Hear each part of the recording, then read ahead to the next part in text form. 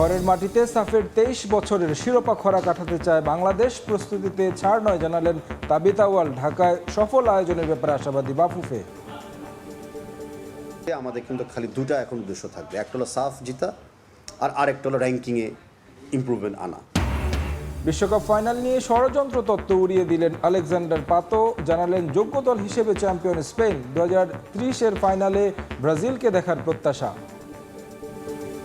I think Spain deserves the win the World Cup. Hopefully, Brazil can come to the 2003 and come to the final. 2026 বিশ্বকাপের রেশ কাটতে না কাটতেই পরের আসর নিয়ে কথার লড়াইয়ে আয়োজক দুই দেশ। নিজেদের মাটিতে ফাইনাল চায় স্পেন, মরক্কো। এবং অস্ট্রেলিয়া সিরিজের আগে ইনজুরি শঙ্কায় টিম ম্যানেজমেন্ট ছিটকে যাচ্ছেন নাহিদ রানা। পাওয়া যেতে পারে শরীফুলকে। 25 আগস্ট ফিটনেস টেস্টের পর চূড়ান্ত দল ঘোষণা।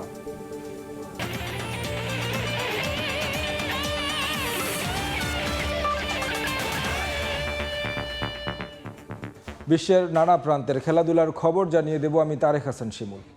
শুরু করব দেশের ফুটবল প্রসঙ্গে। 4 নভেম্বর থেকে শুরু হতে যাওয়া সাফ চ্যাম্পিয়নশিপে 23 বছরের শিরোপা খরা কাটাতে চায় বাংলাদেশ। ফুটবলারদের প্রস্তুতিতে কোনো ছাড় দেবে না বাফুফে, জানিয়েছেন সভাপতি তাবিথ আউয়াল। ঢাকায় সফল আয়োজনে সব ধরনের সহযোগিতার আশ্বাস দিয়েছেন তিনি। হামজা, সমিত সোম, জায়ানদের মতো ফুটবলার দলে যোগ দেয় আগের চেয়ে আরও পরিণত লাল সবুজ। বাড়তি অনুপ্রেরণা যোগাচ্ছে সবশেষ ইউরোপের মাটিতে সান মারিনোকে হারানোর আত্মবিশ্বাস। শনিবার ঢাকায় হবে লোগো উন্মোচন। 2018 সালের পর আবারও ঢাকায় বসছে দক্ষিণ এশিয়ার শ্রেষ্ঠত্বের আসর সাফ চ্যাম্পিয়নশিপ। 4 নভেম্বর মাঠে গড়ানো সাফের শিরোপার লড়াই হবে 17 নভেম্বর। সবশেষ 2023 সালে বেঙ্গালুরুতে হওয়া সাফে সেমিফাইনাল পর্যন্ত পৌঁছেছিল লাল সবুজ। তবে কুয়েতের কাছে হেরে স্বপ্ন ভাঙে জামালদের। 2003 সালে মালদ্বীপকে হারিয়ে প্রথম শিরোপা জয়ের পর আর সাফে সাফল্য পায়নি বাংলাদেশ। 23 বছর পর দেশের মাটিতে দক্ষিণ এশিয়ার বিশ্বকাপ নিয়ে স্বপ্নবাজ বাফুফে। ফিফার নিষেধাজ্ঞায় পড়ায় এবার 7 দলের আসর থেকে কাটা পড়েছে নেপাল। 6 দল নিয়ে ঢাকায় হবে ম্যাচগুলো। হামজা, সমিত, জায়ানরা যোগ দেয়, শক্তি বেড়েছে লাল সবুজের। সবশেষ ইউরোপের মাটিতে সান মারিনোকে 2-0 গোলে হারানোকে অনুপ্রেরণা হিসেবে দেখছেন বাফুফের সভাপতি। শিরোপা নিয়ে তাই আত্মবিশ্বাসী ফেডারেশন প্রধান। প্রথমবারের মতো ইউরোপের সাথে খেলেছি, ইউরোপের মাটিতে আমরা ইউরোপের 2 গোল করে এসেছি। সো এই মাইলস্টোনগুলো আমাদের কিন্তু আমাদেরকে স্ট্রেংথ দেয় যে আমরা ভবিষ্যতে আরও ভালো আমরা করতে পারবো। বাট তারপরে কি হবে? তারপরে রিবিল্ড করতে হবে। আবার বিশ্বকাপ সাইকেল শুরু হবে, আবার অলিম্পিক সাইকেল শুরু হবে, আবার এশিয়া কাপ সাইকেল শুরু হবে। তো আমরা এই আগামী 2 বছরে সাফ জিতে র্যাঙ্কিংটা বাড়িয়ে রিবিল্ডের দিকে আমাদের চলে যেতে হবে। আসরের সফল আয়োজনে কোনো কমতি রাখতে চায় না বাফুফে। নতুন কোচ থমাস ডুলির অধীনে শিরোপা জয়ের পাশাপাশি র্যাঙ্কিংয়ের উন্নতিতে চোখ ফেডারেশন প্রধানের। আমি আশাবাদী যে সাফ আমরা এবার চ্যাম্পিয়ন হব, বিকজ অফ যেভাবে আমাদের এশিয়া কাপে আমাদের যে পারফরমেন্সটা আমরা দেখেছি। আর আমাদের সামনে কিন্তু বেসিক্যালি সিন্স আমাদের বিশ্বকাপ এবং এশিয়া কাপ কোয়ালিফিকেশন বন্ধ হয়ে গেছে, এই গ্যাপ পিরিয়ডে আমাদের কিন্তু খালি দুটা এখন উদ্দেশ্য থাকবে, একটা হলো সাফ জিতা আর আরেকটা হলো র্যাঙ্কিংয়ে ইমপ্রুভমেন্ট আনা। সাফ জিতলে র্যাঙ্কিংটাও ইমপ্রুভ হয়ে যাবে, আর পাশাপাশি অন্য ফ্রেন্ডলি ম্যাচ খেলে আমরা র্যাঙ্কিং ইমপ্রুভ করব। 25 জুলাই ঢাকায় হবে সাফের জমকালো ড্র অনুষ্ঠান। এরপর আগামী 1 আগস্ট ভুটানের রাজধানী থিম্পুতে আনুষ্ঠানিক ড্র অনুষ্ঠান হওয়ার কথা রয়েছে। পারভিন আক্তার, সময় সংবাদ, ঢাকা। নতুন করে জাতীয় পর্যায়ে মেয়েদের ফুটবলে বরিশাল অঞ্চলকে 5-0 গোলে উড়িয়ে দিয়েছে রাজশাহী অঞ্চল। দলের 5 গোলের মধ্যে একাই 4 গোল করেছেন নাটোরের লালপুর উপজেলার মেয়ে জান্নাতুল ফেরদৌস ফারিহা। তবে ফারিহার ফুটবলার হয়ে ওঠার গল্পটা অন্য সাধারণ মেয়েদের মতো নয়। চরম দারিদ্রতা আর সামাজিক প্রতিবন্ধকতা জয় করে নতুন করে জাতীয় পর্যায়ে এসেছেন এই কিশোরী। মাঠে নেমে গোলের পর গোল করে প্রতিপক্ষের রক্ষণভাগকে এক প্রকার খড়কুটোর মতো উড়িয়ে দিয়েছেন 7ম শ্রেণীর ফরোয়ার্ড জান্নাতুল ফেরদৌস ফারিয়া। তবে মাঠের এই বীরত্বের পেছনে রয়েছে এক চরম জীবন সংগ্রাম। বাবা বাক প্রতিবন্ধী এবং মা এলজিআরডির রাস্তার দিনমজুর। সংসারের টানাপোড়েনের মাঝেও ফুটবলের স্বপ্নকে বুকে আগলে রাখিয়েছেন ফারিয়া। জমিতে ধান রোপণ কিংবা পাট ধোয়ার মতো কাজ করে জীবিকা নির্বাহ করতে হয়েছিল এই কিশোরীকে। তবে ফুটবলার হওয়ার স্বপ্নে কখনোই হাল ছাড়েননি তিনি। প্রতিদিন ৮ কিলোমিটার সাইকেল চালিয়ে নাটোরের বেঙ্গল একাডেমিতে করেছিলেন অনুশীলন। গ্রামীণ সমাজের হাজারো কটু কথা ও বাধা বিপত্তি পেছনে ফেলে নতুন কুড়ির জাতীয় পর্যায়ে এই কিশোরী। সবার প্রথম বাধা ছিল এলাকা মানুষের, যে মেয়ে মানুষ কেন খেলবে, মেয়ে মানুষের কাজ কি, পড়াশোনা করবে, 6-7-এ উঠবে এবং বিয়ে করবে। তাদের কথা একদিকে রেখে আমি আমার কোচ মোহাম্মদ জুয়েলের কথা এবং আমি আমার মায়ের কথা একদিকে রেখে কাজ করে গেছি। জাতীয় দলের তারকা ঋতুপর্ণা চাকমাকে নিজের আইডল মানেন ফারিহা। নিজের জার্সির নাম্বারও তাই 17। চোট কাটিয়ে জেলা ও বিভাগীয় পর্যায়ে পেরিয়ে আজ জাতীয় মঞ্চে নিজের জাত চিনিয়েছেন এই ফুটবলার। এটা রেজিস্ট্রেশন করলাম আমরা সবাই, তারপরে জেলাতে খেলা হলো, ওখানে খেললাম। খেলার পর জেলা থেকে সবাইকে নাম নিয়েছিল বিভাগীয় পর্যায়ে আসার জন্য। ওখানে 40 জন ট্রায়ালে ছিল, স্যারেরা বাছাই করলো, তো ওখানে টিকে গেছি। নতুন কুড়ির জাতীয় পর্যায়ে ফারিহার 4-0 গোলে ভর করে বরিশালের বিপক্ষে 5-0 ব্যবধানের জয় তুলে নিয়েছে রাজশাহী। ফাহিম ইসলাম, সময় সংবাদ, ঢাকা।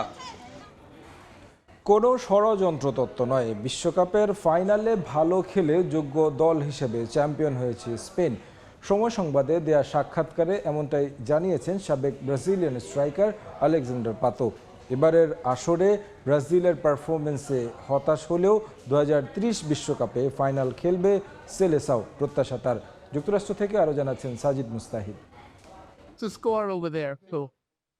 আলেকজান্ডার পাতোর ক্যারিয়ার দীর্ঘস্থায়ী হয়নি ইনজুরির জন্য। ফুটবল বিশ্লেষক হিসেবে আপাতত তার ব্যস্ততা। কাছ থেকে দেখেছেন সেলেসাওদের ব্যর্থতা, তবে আশা রাখেন সামনের বিশ্বকাপে ফাইনাল খেলবে তার দল ব্রাজিল। আশা করব ব্রাজিল 2030 বিশ্বকাপে ভালো করবে, ফাইনালে উঠবে। ব্রাজিল না পারলেও বিশ্বকাপের ফাইনালে খেলেছে চিরপ্রতিদ্বন্দ্বী আর্জেন্টিনা। তবে স্পেনের বিপক্ষে তাদের পারফরমেন্স হতাশে ডুবিয়েছে আলবিসেলেস্তেদের। এ নিয়ে নানা ষড়যন্ত্র তত্ত্ব যখন ঘুরপাক খাচ্ছে সোশ্যাল মিডিয়ায়, পাতো জানালেন নিজের অভিমত। আমার মতে স্পেন আর্জেন্টিনার চেয়ে অনেক বেশি ভালো খেলেছে। 90 মিনিট পর্যন্ত স্পেন নিজেদের দখলে বেশি রেখেছে। এনজো ফার্নান্দেজের লাল কার্ড খেলাটা কঠিন করে ফেলে আর্জেন্টিনার জন্য। স্পেন এই বিশ্বকাপ শিরোপার যোগ্য দাবিদার।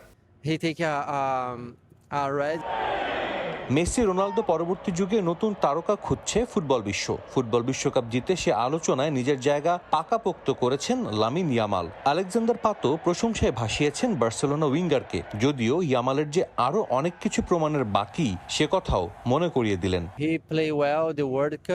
লামিনে ইয়ামালে ভালো খেলেছে, ওই সম্ভবত ভবিষ্যৎ তারকা। তবে প্রত্যাশা আরো বেশি ছিল, সামনে ওর কাছ থেকে আরো অনেক কিছু দেখার অপেক্ষায়। তবে ও বিশ্বকাপ জিতে ফেলেছে, আপাতত সেই সেরা। নিজেকে প্রমাণের জন্য লম্বা সময় হাতে পাচ্ছেন ইয়ামাল। আপাতত উদযাপনের সময় বয়স 20 হওয়ার আগেই যে জিতে ফেলেছেন চ্যাম্পিয়ন্স লিগ বাদে সব শিরোপা। টুর্নামেন্ট শুরুর আগে অনেকেই ভেবেছিলেন এবারের বিশ্বকাপ হাতে উঠবে মেসি, রোনালদো কিংবা নেইমারের হাতে, কিন্তু শেষ পর্যন্ত তারা তিনজনই ব্যর্থ। কোনো একক ফুটবলারের উপর নির্ভরশীল না হয়ে পুরো টুর্নামেন্ট জুড়ে দারুণ খেলে দ্বিতীয় বিশ্বকাপ জিতে নিয়েছে স্পেন। লামিন ইয়ামালকে নিয়ে অনেকের মধ্যেই যে উচ্চাসা ছিল তার পুরোটা পূরণ না হলেও এই ফুটবলার যে ভবিষ্যতের বড় তারকা হতে চলেছেন তা বলাই যায়।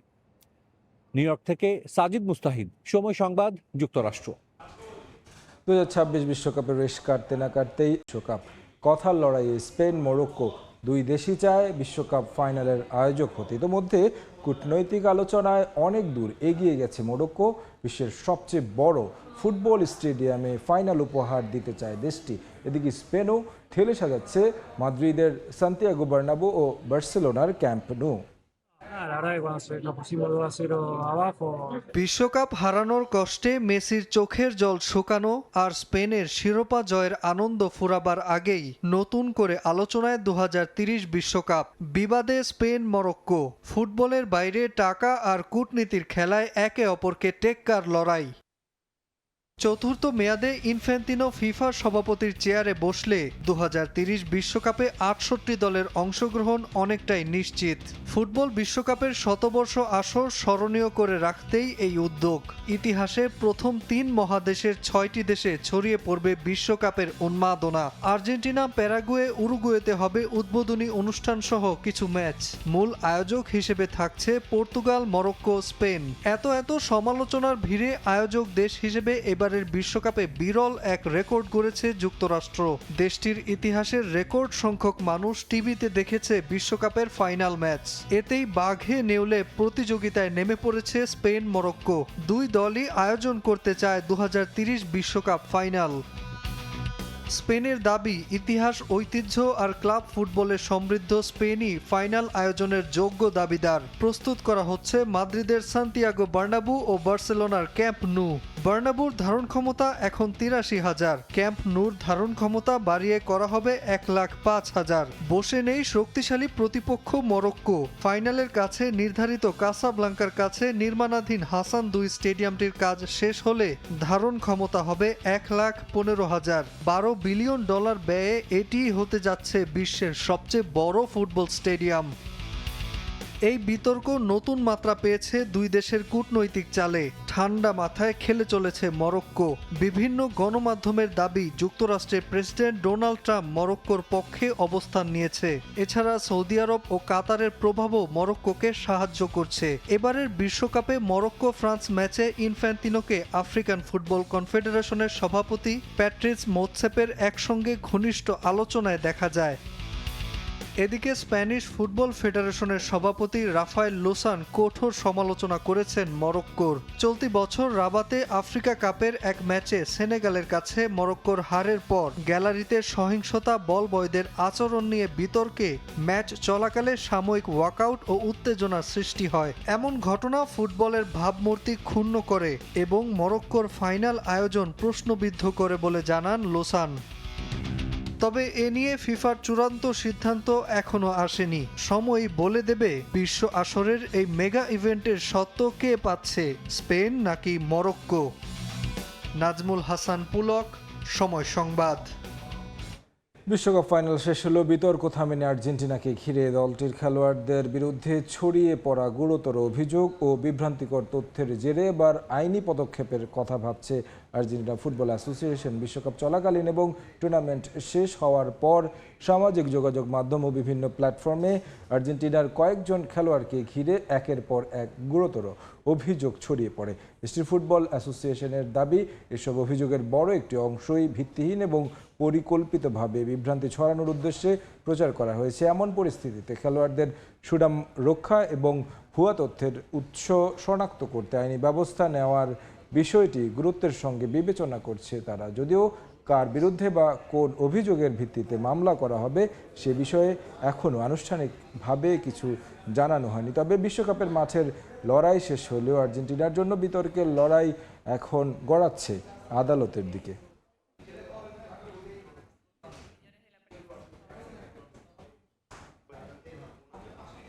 ঐতিহাসিক অস্ট্রেলিয়া সিরিজ থেকে ছিটকে যাচ্ছে Nahid Rana. Side strain grade 2 injury ধরা পড়ার 1.5 থেকে 2 মাসের জন্য মাঠের বাইরে থাকতে হবে। তার পারিবারিক কারণে ইবাদত নাম সরিয়ে নেয়, তাই দল সাজানো নিয়ে চিন্তায় টিম ম্যানেজমেন্ট।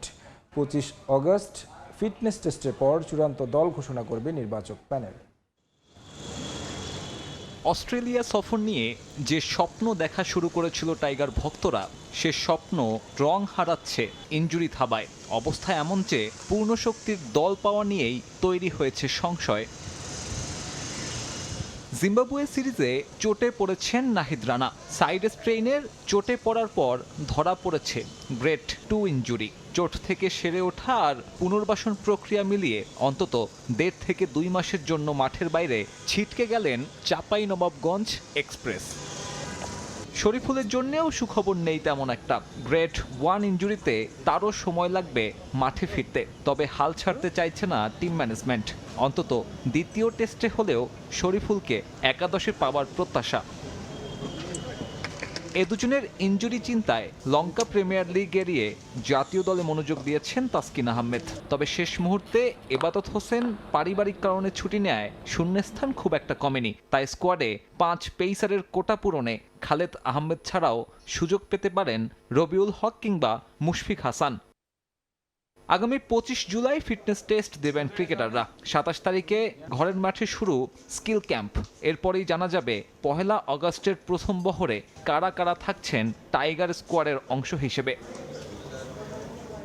চিন্তা আছে ব্যাটিং ইউনিট নিয়েও। সিঙ্গাপুরে থাকা লিটন দাসকে নিয়ে অনিশ্চয়তা কম থাকলেও চিন্তা তার ম্যাচ ফিটনেস নিয়ে। অবশ্য প্রস্তুতি ম্যাচের সুযোগ থাকায় কন্ডিশনের সঙ্গে মানিয়ে নিতে পারবে সফররতরা। সাব্বির মিথুন, সময় সংবাদ, ঢাকা। নতুন করে স্পোর্টস প্রতিযোগিতার নারী ক্রিকেট ইভেন্টের ময়মনসিংহকে হারিয়ে চ্যাম্পিয়ন ঢাকা অঞ্চল। কিছুক্ষণ পর শুরু হবে বালক ইভেন্টের ফাইনাল। এছাড়াও অস্ট্রেলিয়ার সিরিজের আগে শনিবার ফিটনেস টেস্ট দেবে টাইগাররা। এই মুহূর্তে মিরপুর স্টেডিয়ামে আছেন রিপোর্টার সাব্বির মিথুন। সবশেষ খবর জানতে সরাসরি যাচ্ছি তার কাছে। সাব্বির, কিছুক্ষণ আগেই বালিকাদের যে ইভেন্ট ছিল ক্রিকেটের, সেই ইভেন্টের ফাইনাল হয়েছে এবং সেখানে যেমনটা বলছিলেন ঢাকা অঞ্চল কিন্তু দারুণ একটা জয় তুলে নিয়েছে। এবং মিরপুর হোম অফ ক্রিকেটে আজকে আমরা যখন দেখলাম বালিকাদের যে ক্রিকেট দ্বৈরথ, তা কিন্তু আসলে বেশ মনোমুগ্ধকর ছিল। এবং কিছুক্ষণ পরে এই ক্রিকেট ইভেন্টের অন্য আর একটা যে বিভাগ রয়েছে ছেলেদের বিভাগ, সেখানে মুখোমুখি হবে রংপুর এবং রাজশাহী। তবে এই নতুন করে স্পোর্টসের ইভেন্ট কিন্তু আজকেই শেষ হয়ে যাচ্ছে হোম অফ ক্রিকেটে।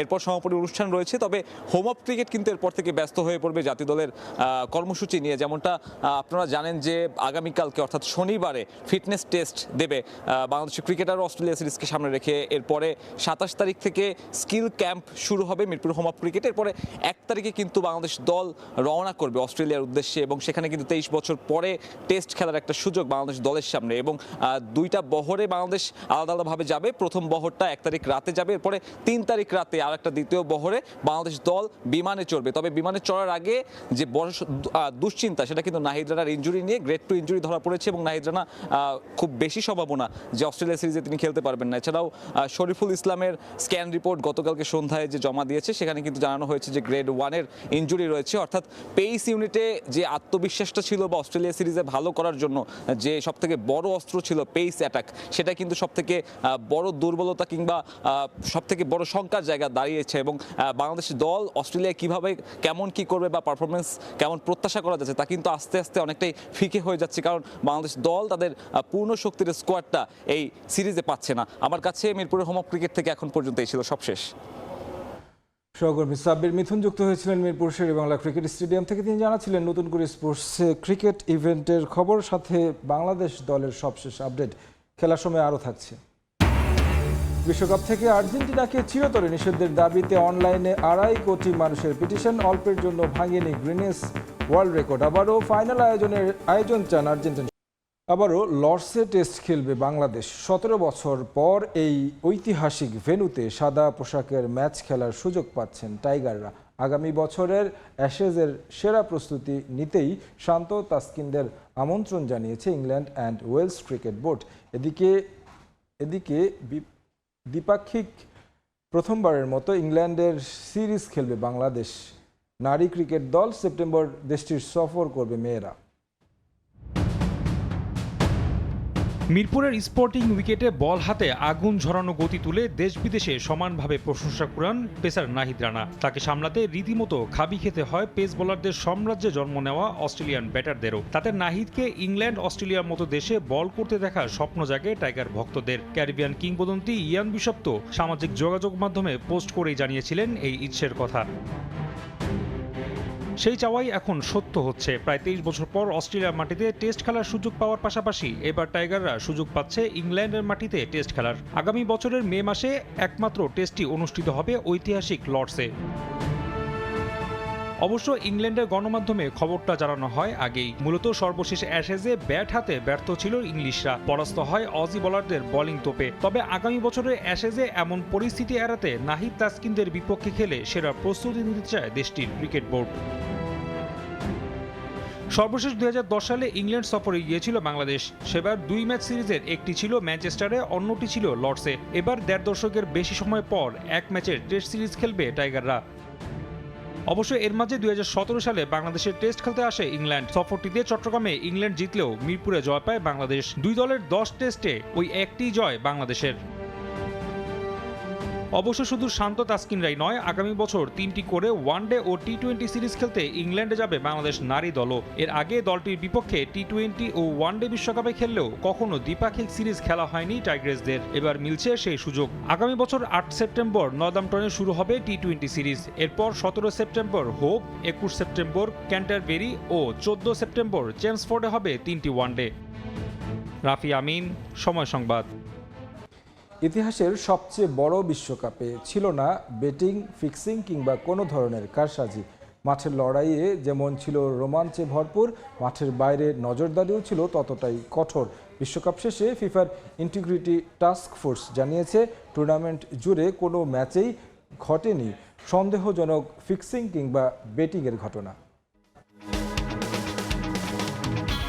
48 দলের অংশগ্রহণে অনুষ্ঠিত হয়েছিল এবারের বিশ্বকাপ। 1 মাসেরও বেশি সময় ধরে আয়োজিত হয়েছে 104টি ম্যাচ। পুরো টুর্নামেন্ট জুড়ে প্রতিটি ম্যাচে সম্ভাব্য ম্যাচ ফিক্সিং, অবৈধ বেটিং ও অন্যান্য অনিয়ম প্রতিরোধে সক্রিয় ছিল ফিফার ইন্টিগ্রিটি টাস্ক ফোর্স।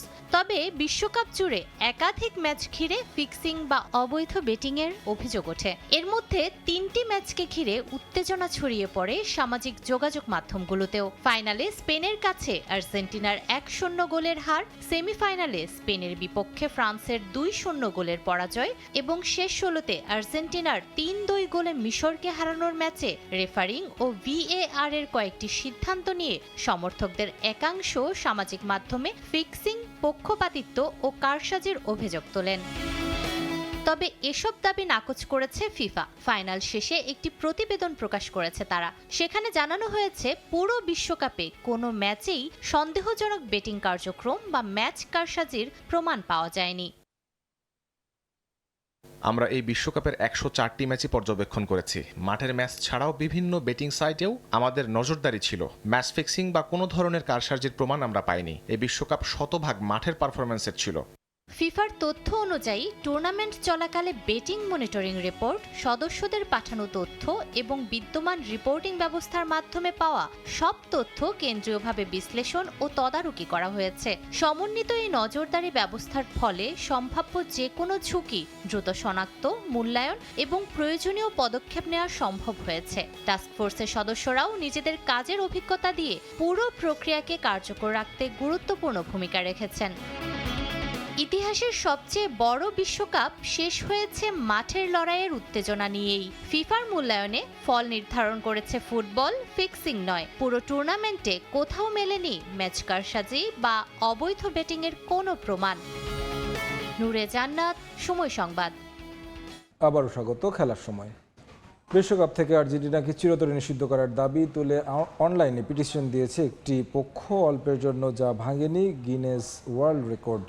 মেসিদের বিশ্বকাপ থেকে বাদ দিতে স্বাক্ষর করেছে প্রায় 2.5 কোটি মানুষ। এদিকে বিশ্বকাপের ফাইনাল পুনরায় আয়োজনের দাবিতে পিটিশন চালু করেছে আর্জেন্টাইন সমর্থকরা। বিশ্বকাপ ফাইনালে স্পেনের কাছে শিরোপা হারার পর নিজেদের অবিচারের শিকার বলে দাবি করেন আর্জেন্টিনার সমর্থকেরা। কিন্তু নেট দুনিয়ায় দেখা যায় সম্পূর্ণ ভিন্ন এক চিত্র। ফুটবলের সর্বোচ্চ নিয়ন্ত্রক সংস্থা ফিফার উদ্দেশ্যে খোলা হয় একটি অনলাইন পিটিশন। দাবি একটাই, আর্জেন্টিনাকে বিশ্বকাপ থেকেই চিরতরে বহিষ্কার করা হোক।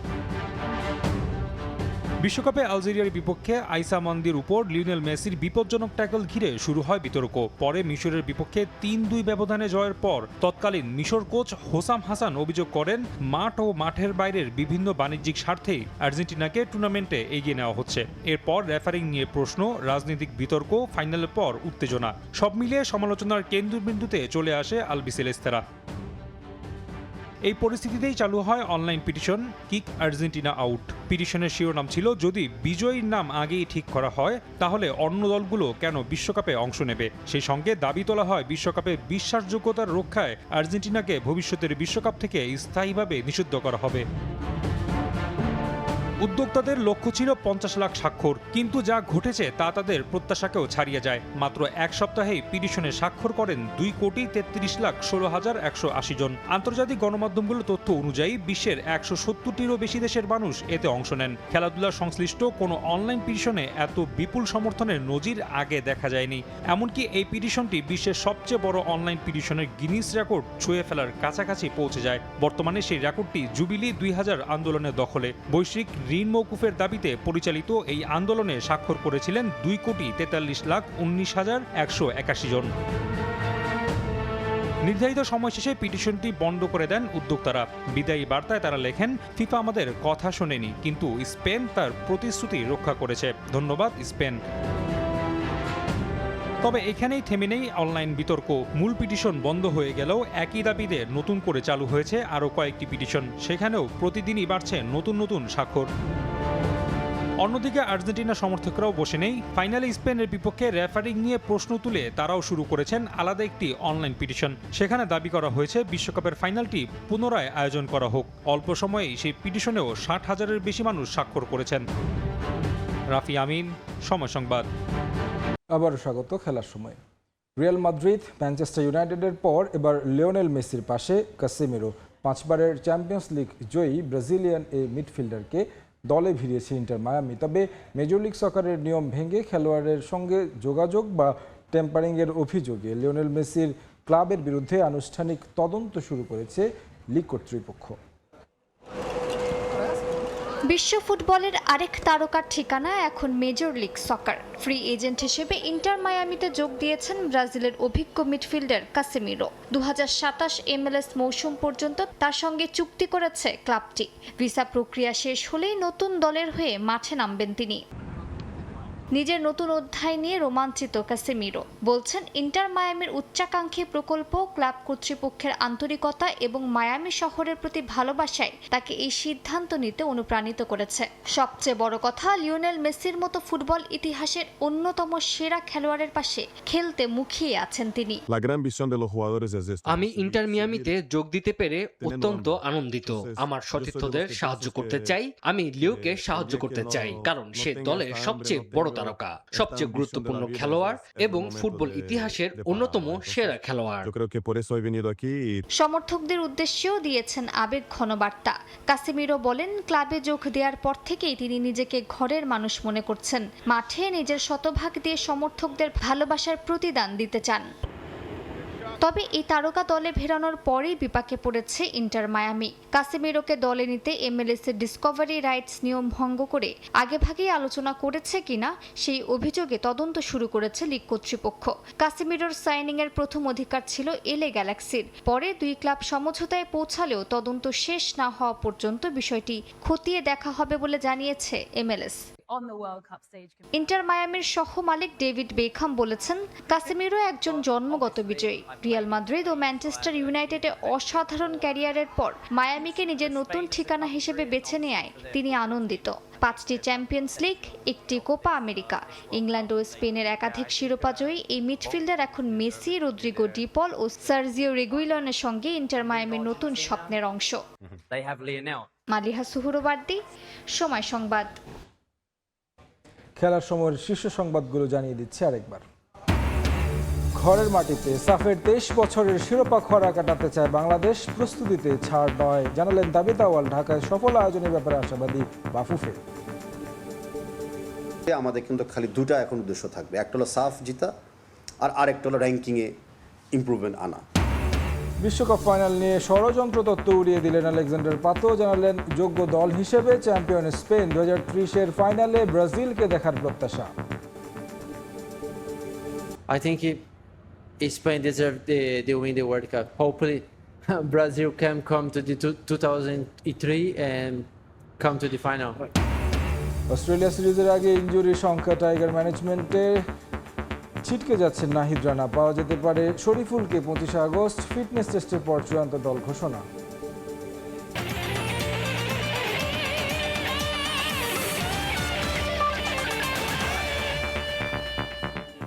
এই ছিল খেলার সময় এখনকার আয়োজন। এরপর দুপুরের সময় নিয়ে সঙ্গে থাকবেন আলিশা ইসলাম। ধন্যবাদ শিবন। দুপুরের সময় নিয়ে আসছে কিছুক্ষণ পর, সঙ্গে থাকুন সময়।